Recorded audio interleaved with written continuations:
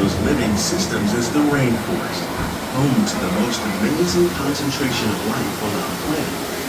These dense and beautiful forests cover only a tiny portion of the Earth's surface, but they contain more than half of its plant and animal species. Rainforests are also extremely rich in productive living systems, providing us with oxygen, food, medicine, and other elements essential to our lives.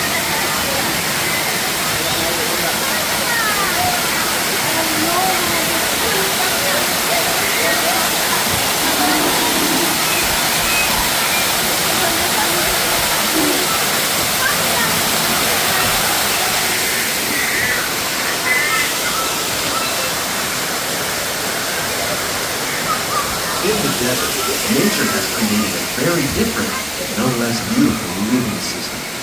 And while this arid landscape may seem lifeless, it is very much alive. The plants and animals that have learned to survive in these harsh conditions make use of what little water they can find and avoid the scorching rays of the relentless sun. Hey, there's the buffalo! The American prairie once appeared as desolate as the desert, but over time, rainwater and nutrients gradually penetrated the hard surface of this land. Even the hooves of the mighty buffalo helped create the rich soil that one day become home to the American farm. Prairie dogs! Don't get that bag in your buffalo. It's so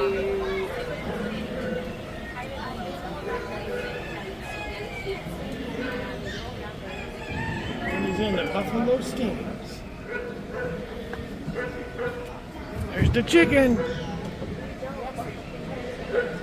Look how where's the chicken? He's on the mailbox. Of all the forces at work on the land, humans have had one of the most profound effects. The need to produce food for a growing world led to the enormous use and sometimes overuse of the land. In our search for more efficient ways to grow food, we often fail to realize the impact of our methods.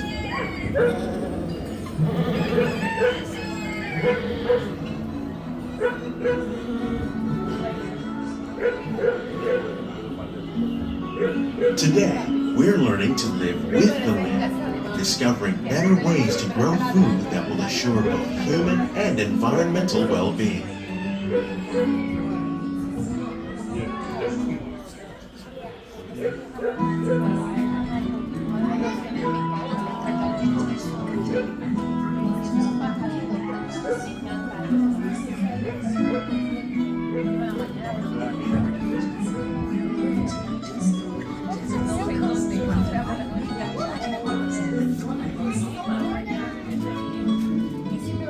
In Japan, we're learning that by mixing leaves and other living materials into our soil, we can make farmland more fertile without the need for chemicals. Here at EPCOT, we're learning to reduce the need for chemical pesticides by breeding and using natural predators, like ladybugs and wasps, to control pests. In the farmlands across America, we're learning that by plowing under vegetation containing natural fertilizers, we can enrich the soil without the use of chemicals. In arid regions, we're learning to produce... How will we meet tomorrow's growing needs for food production, yet still respect the needs of the land? Some of the answers are being discovered just ahead. To help us maintain these carefully controlled ecosystems, and for your safety, please remain seated in your boat at all times.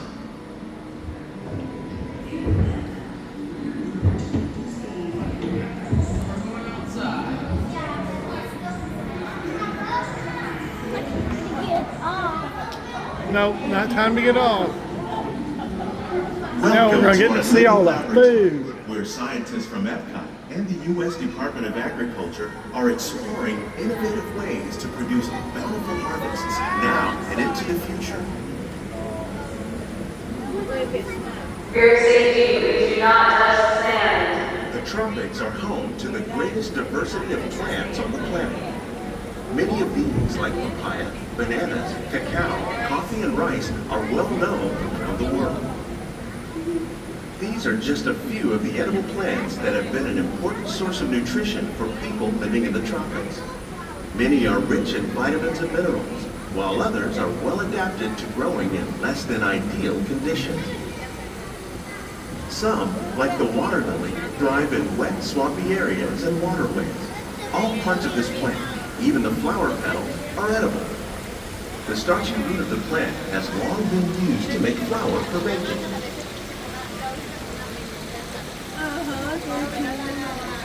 One day, many of these lesser-known tropical plants may be as important as the bananas growing on both sides of the boat. More than 28 million tons of bananas are eaten annually, making it the most popular fruit in the world.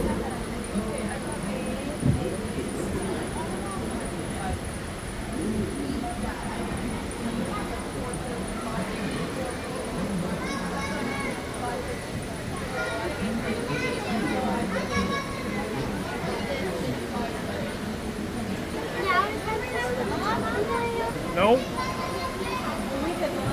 Now we're going to see some fishes. When we mention farming, you probably don't think of fish. But fish farming, or aquaculture, accounts for nearly half of all the seafood consumed globally. Tilapia, bass, and catfish, like the ones you see here, are 3 of the more popular crops raised by fish farmers. The sustainable system we're using here These remain fully seated, friends. These remain fully seated. Terracing farm children. each year. Our small fish produces nearly 5,000 For your safety, do not touch the sand. Innovations like this play an important role in our efforts to produce bountiful harvests and still protect natural resources.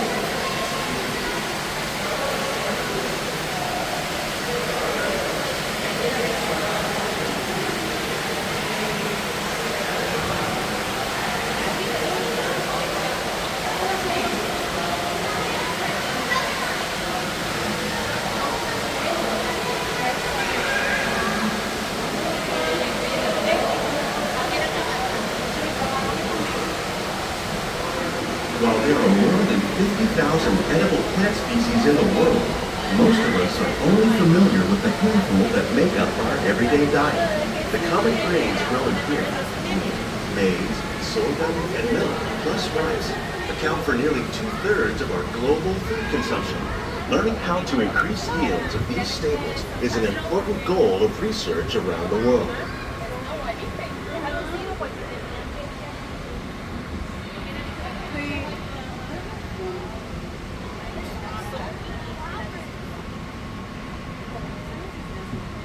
These plants are definitely on their way Carolina up. Reapers. Innovative growing techniques like these increase yields while more efficiently using resources like water, fertilizer, and pesticides. Another innovation at work here is our integrated pest management program.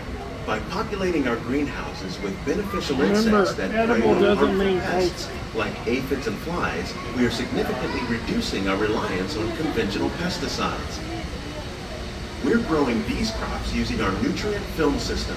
This technique precisely controls and recycles water and nutrients. With it, we can produce over 27,000 heads of lettuce a year in this one small area.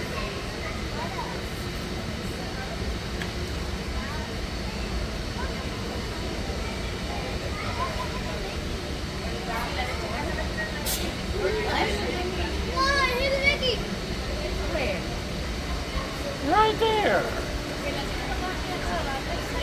Some of our best look at ideas the have gr- been the inspired stuff, by nature, the lettuce. like these fruit and vegetable trees. By growing these ground plants vertically, we can increase yields and better control diseases. These Oh, I see crops taste strawberries. as good as they look. In fact, we serve I more would than eat that. 15 tons of produce from our greenhouses in restaurants here at the Land every year.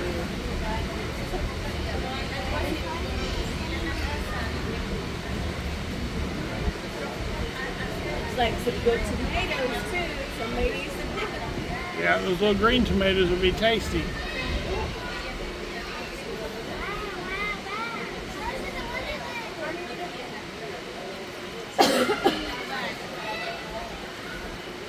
The future of agriculture may include innovative ideas like this vertical growing system. Plants grown in this way use a fraction of the space required by traditional growing methods. That saves water and increases production. The aquaponics system on your left combines hydroponics with aquaculture. The fish provide a natural source of fertilizer for the plants, and the plants help keep the water clean for the fish. It's another great way to produce more while using less. In our lab, EPCOT scientists are working with the U.S. Department of Agriculture on a number of innovative projects. The goal of these efforts is to produce higher yielding and better quality plants.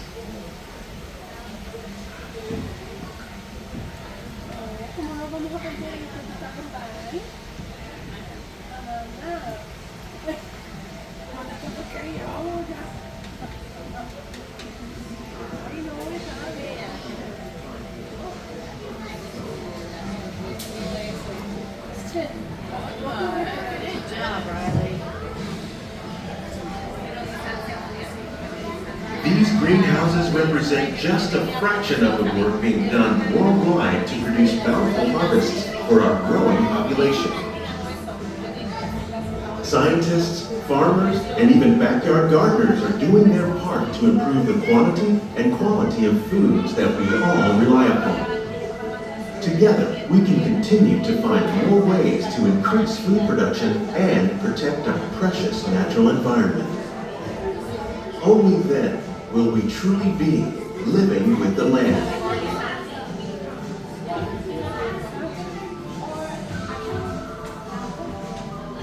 On behalf of Walt Disney World, we hope you've enjoyed this unique journey through our living laboratories. If you'd like a closer look, then check out the Behind the Scenes walking tour. It's a chance for the whole family to get up close and personal with the plants and growing techniques in our laboratories. Please keep your hands and feet inside the boat and remain seated until the boat comes to a complete stop.